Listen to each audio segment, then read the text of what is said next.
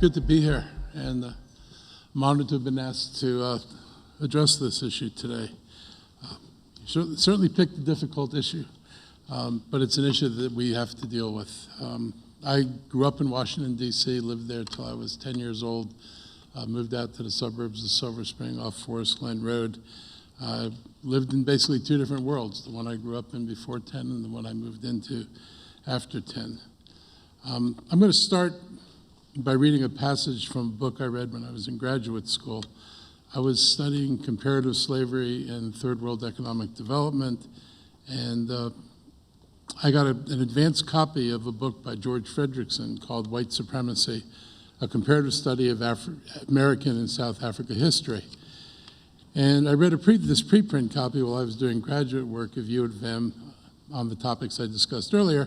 Fredrickson touched on the central contradiction of a country that had held itself up to the world as a leader in acknowledging the rights of men, the concepts that emerged from John Locke and others that asserted that men, usually men with property, had the right to participate in their own governance, which was an assault on the divine rights of kings at that time. The merchant class, in their view, produced the wealth the kings appropriated and became champions of this ideology, and that ideology traveled to the colonies.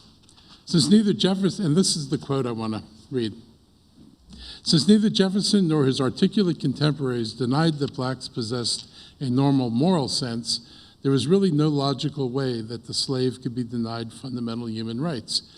Hence, a really serious attack on slavery could be countered in only two ways, either by rejecting the philosophy of equality and natural rights on which the American Republic was founded, or by following the lead of Edward Long and demoting blacks from the category of men to whom the Declaration of Independence applied, i.e., by defining them as subhuman creatures.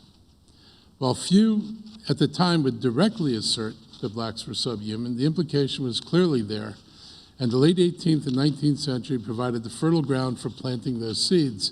And if we fast forward a couple of hundred years, we can see those seeds have done rather well in American soil. The founders of the nation may have struggled with the logical conclusion that what was being done fundamentally conflicted with their belief in human rights, but they embraced a myriad of excuses for why integration of the two races was impossible. It was impossible because of the ingrained prejudices of whites, some said. It was impossible because of the anger and resentment that blacks might have against the men who had been their masters. It might have been a fear of race war, or as Jefferson said, and this is maybe one of the most telling things, the real distinctions nature has made. And then there were the economics of all this. By the mid-17th century, slave owners had realized that the continued use of indentured servants would ultimately limit their control over colonial society because those servants had to be free. And when they were given land, or able to buy land with the money they would eventually earn as free laborers, one of the most frightening things would happen is that they would demand their rights of men. They would wind up voting for legislators, and they would ultimately outnumber the planter class. And one can only imagine what might happen should the rabble gain control of the government. Small farmers had very different interests than the large slaveholding class.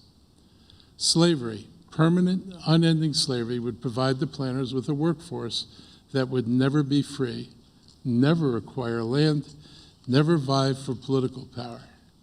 The slaves would also reproduce and thereby reduce the reliance on white laborers, who themselves might grow discontented and become difficult to control. And Jefferson actually talks about this, the problem of having folks in your country or in your state who don't own property and how they might behave if they were excluded from the governing of that province. So while the planters were securing their labor force, they also began legislating property qualifications that limited who could vote and who could hold office based on property ownership. That system actually persisted into post-revolutionary America for decades. So this was an effort to secure a labor force, to make sure they didn't have political rivals within the white community, and to fundamentally change the way they would develop America permanently. Racism predated the formalization of race-based slavery. Europeans contrived other justifications for slavery as it developed here. there was this concept around that there was a law of nations that might allow you to enslave the subjects. You might enslave the captives who were subjugated in a war and who may have been sold to you by the victors of the war. They were just simply property. They were the captives of war. There was an ever-popular rationale that the conquering masters represented victorious Christian people ordained by God to tend to his creation, while the slaves represented heathens who logically had to be subdued and controlled. And when the so-called heathens adapted Christianity, which was a problem for the white planters, there were always found other intellectual workarounds. People are very good at rationalizing. We've been at it a long time. But of all the rationalizations for our barbarism, it was the opening of the door to the notion that the slave was not just a heathen, but rather the slave was a subhuman who was unfit for freedom.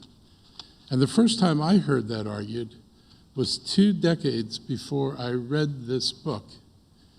I was sitting in my civics class in Montgomery County in a debate on civil rights, and the con side of the debate was premised on this notion that, and they were able to say this without any fear of correction by the teacher, that blacks represented a subhuman species that was childlike and needed to be controlled. In 1963, you could say that in a Montgomery County classroom, and no adult would correct you. No adult would challenge whether that was a legitimate thing to say. It was just another point of view. And I think about the kids I grew up with who grew up with that point of view, and the great likelihood that having been imbued with those views, no doubt by their parents, that would likely continue through the rest of their lives. So that's what happens in Montgomery County and what happened in Montgomery County. I've long believed that the greatest poison in America was the creation of and the fostering of the belief that black people were subhuman. It goes light years beyond prejudice, beyond the rivalry of tribes, whites being one of those tribes, beyond dismissiveness of foreign cultures and differences of appearances. Rather, it strikes at the very essence of our being when people come to believe at the core that some of us are human and some of us are not. Some of us are capable and some of us are not. That is the poison that slavery injected into the American bloodstream, and it's a poison that we've never been able to treat. We won't talk about it. We won't own up to what happened and what is happening and what are the very consequences of human slavery, not in the past and not in the present. We won't talk about how modified slave forms like indentured servitude persisted into the mid-20th century. You could be tied to the land by debt, a system called debt peonage, and you would not be able to leave your land. I used to do, when I was an elementary school teacher, I'd do this exercise with my class, and I'd say, imagine it's right at the end of the Civil War, and Lincoln has freed the slaves, and you're on a plantation in the South, and you're free. So what does free mean?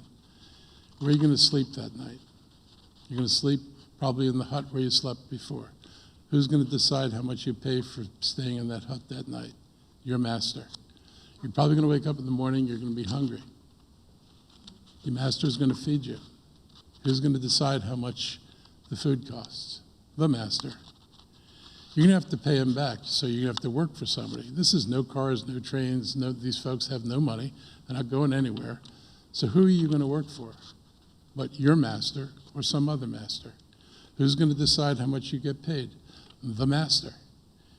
You see where this is going. You can be pretty sure that the master was going to make sure that whatever he paid you was less than the amount that you owed him. And that's what freedom meant. And then they would go to the polling places where you might have been allowed to vote, and they'll sit there and they'll just say very bluntly that if a certain candidate wins, you will be off my farm. That was true in southern plantations and southern states. It was also true in northern cities where that same message was sent by business owners who told the workers in those cities that if certain candidates won, the factories would be shut down. So some of this tactic is not just the slave tactic, it's a tactic that ruling classes have been able to wield over people who are dependent on them. We don't talk about what the lack of access to capital has meant, what few opportunities to build generational wealth have meant. And we don't talk about having excluded a whole class of people from higher education, from professions, and from opportunities in general. We have all too easily wasted our human capital and looked for importing human capital for someplace else rather than developing the very capital that exists in our country, and that continues to this day. And it even colors at how we look at things abroad. One of the other things I studied was African revolutionary movements, which interested me greatly. Many Americans look at Africa as proof that black people can't govern themselves. Never mind that the liberation of the continent didn't occur until the 1950s and 1960s, and that the colonialists left countries divided internally because they pitted one tribe against another, picking a favored group to rule over the others, which was very useful for their ends. In most cases, they left an uneducated population, pulled out white people who administered the colonial systems, and had not done anything to prepare the colonized to take on those roles. There's a debate about whether the Portuguese or the Belgians represented the absolute most diabolical group of colonizers in Africa, but I know when the Angolans, when the Portuguese left, I think they left something like a handful of people with a college education. I think when the Belgians pulled out of the Congo, it was like 7 educated people. So you left people with no skills to actually run what was an emerging modern country, and then you're surprised when they struggle to do it. For an economic system, we think of them as underdeveloped. We talked about the third world being underdeveloped, and that's a curse on them. Why have you wasted your resources? Why haven't you developed? No one explains that the underdevelopment of this third world was actually the deliberate development of the third world by the colonial masters. The colonies wanted to extract wealth in the form of raw materials from the third world. That's what they did there.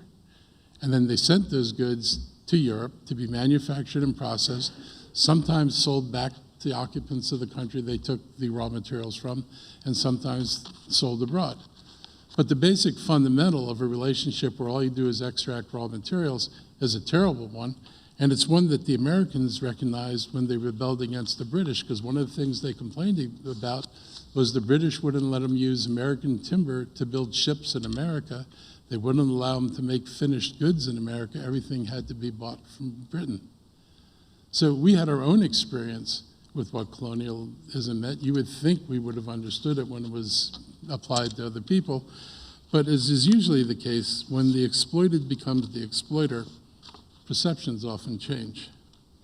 The truth is that white America, and pretty much white anywhere, doesn't think much about what our predecessors did and what some of our contemporaries are still doing. As a society, we don't express a feeling of responsibility for anything. We think the Civil War ended 160 years ago and that the slaves were freed, so what's the beef? We passed landmark civil rights legislation in the 60s, good legislation for what it was, but it included absolutely nothing to redress the past injustices or level the playing field. People without educations were uneducated the day before civil rights legislation and the day after. People without skills were without skills the day before and the day after. Nothing was done to change that. No investment was made to fix that. American cities, which had already deteriorated into massive slums, did not get investments to provide decent housing for people, and they disinvested from the schools. And Prince George's County is a classic example of that. Once Prince George's County was finally forced to integrate, there's a ton of private academies got set up. Much of the white population pulled their students out of the public schools, and the result was they then passed tax measures that crippled the ability of the Prince George's County government to raise tax money, because once their kids were not in those schools anymore, they didn't really care. It didn't matter to them what was going to happen to other people. Too many people are offended by the notion that we should pay to address anything, because after all, blacks have been free for 160 years, plenty of time to have righted themselves if only they wanted to. And so that's the kind of mythology and the headwinds that we are continuing to try to push into. And as you talked about in your kind of preamble that you provided for the purpose of this meeting and what you wanted to talk about in critical race theory. Being able to deal with the past and understand what happened, know the truth about what happened in society is absolutely essential to change, because we're all prisoners of the facts we know. And so if we don't know something, then our view of the world is totally colored by the view that we've obtained from our own experiences. And again, you all talk about the notion of validating other people's experiences. I've said this to groups of people before. As a white guy, I never went into an interview and wondered what the interviewers thought of a white guy. Never walked into a store and wondered what they thought about a white guy shopping in the store. Never drove down the road and wondered what a police officer thought about a white guy in a car. And the only time I ever worried about it was when I had long hair and a ponytail and a beard, and I could change that, right? I could cut my hair, shave my beard, and I'd be perfectly normal again. You can't change your color. You shouldn't have to change your beliefs. You should be able to be who you are. People in my situation do not know what it's like to be in that situation and wonder how people look at you every day. I don't know how I would react if I were in the situation of always wondering, what does somebody think about me? What does somebody believe I'm capable of? Do they all think I'm looking for a free ride? I mean, you know the stories. You've heard the stories. It is really difficult to imagine an experience that you haven't had to experience. So you put out this invitation, and you had three main ideas in there. And I really appreciated that, because I thought it was the clearest explanation of critical race theory that I've seen. Your main ideas were racism is pervasive, it's permanent. I will add parenthetically, at least so far, but hopefully not forever, because it's not logical. And racism must be challenged. To me, it's not only the ability to see things from different perspectives, it's necessary to understand that the victors have told the story that omitted critical facts, missing facts that had they been included, would have likely changed the reader's perspective on the story.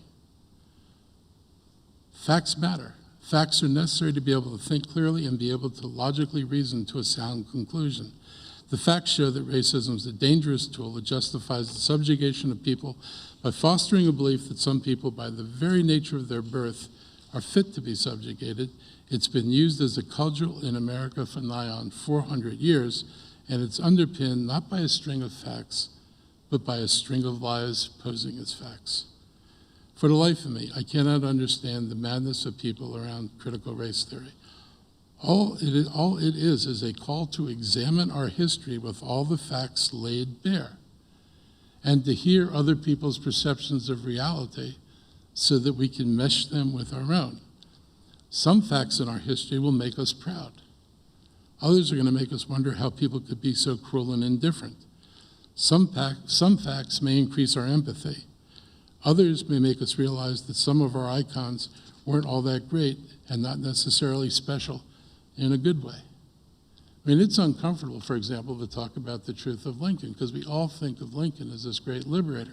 No one wants to talk about the Emancipation Proclamation and the deadline he set for emancipation, which gave the Southerners about 6 months to decide to come back into the Union, and had they done that, then slavery wouldn't have left intact. People don't think about that. It's not part of what the story wanted to tell. Lincoln's a complex person.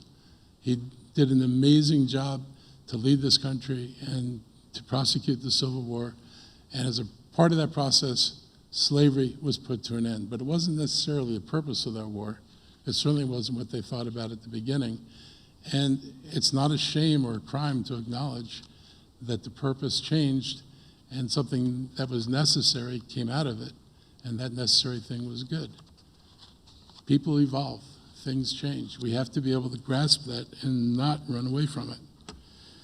One thing for certain is we can't understand how we got here today if we're not able to figure out how we will move past it. We have to figure out how we get past it. In the end, getting the facts might help us answer the age-old question, how did things get so screwed up? So one final thought. One of my favorite movies is James Baldwin's I'm Not Your Negro. There are a couple of things in there that are, I think, really poignant. And at the end of the movie, he's asked by an interviewer about how do you solve the Negro problem. And Baldwin says, it's not a Negro problem, it's a white problem. And he's right. White America holds the key to having the conversation we need. If we don't come to the table, there is no conversation. Without opening the door, without being able to understand what really happened with its implications for where we are, without hearing how others experienced something that we never had to deal with, at least as a recipient, we cannot fully grasp what Black America has been like for 400 years. It's not about admitting guilt, but it's about recognizing how structures that were created largely to favor us and disfavor others, we are in the position to dismantle that. This could have been dismantled at any time we had the will. We remain in the position to dismantle it. Personally, I'm not a big fan of self-flagellation or beating oneself up, but I do believe that achieving a better understanding of ourselves and our history would actually be liberating and ultimately rewarding. We may not be responsible for the actions in our collective past, but we are responsible for our time here. So let's commit to doing this better and making a better use of our time. Thank you.